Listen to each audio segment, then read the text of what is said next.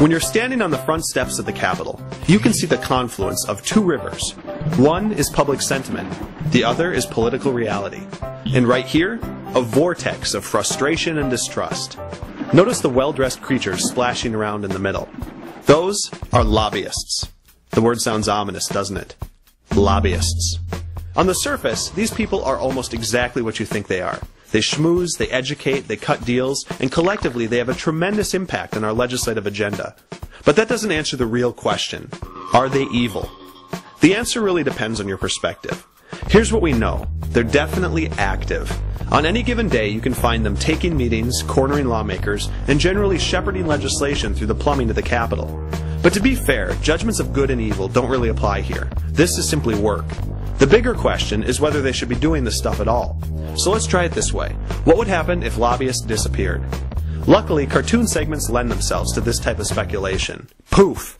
Welcome to a world without lobbyists. You may not believe it, but we just lost a tremendous amount of legislative expertise. It often takes decades to learn how the Capitol really works, and now that we've removed what are essentially civic leaders, business people, and former lawmakers, there are a lot less advocates in this building bridging the gap between public needs and partisan polarization. As a result, our government is now almost entirely driven by the limited knowledge of our elected officials. And that's not a shot at the politicians, it's simply an acknowledgement of just how big this job really is.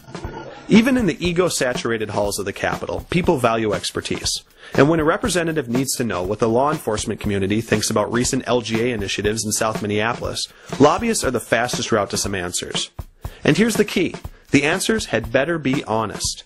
If a lawmaker gets burned by some false or misleading research, you can bet the lobbyist that gave it to him is going to taste the bubblegum on the front steps.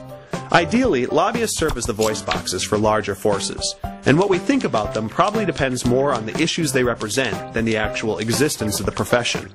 And that brings us back to the front steps of the Capitol and the confusing nature of politics. On this side, nobody likes influence peddlers. But on this side, there are some very human lawmakers who are tackling a job that's way too big for just themselves. If you want to experience this mashup personally, feel free to come down to the Capitol. Just be sure to wear a life jacket, because it's going to be a bumpy ride. That's all the time we have this week. Let us know what doesn't make sense, and we'll do our best to figure out how it happens.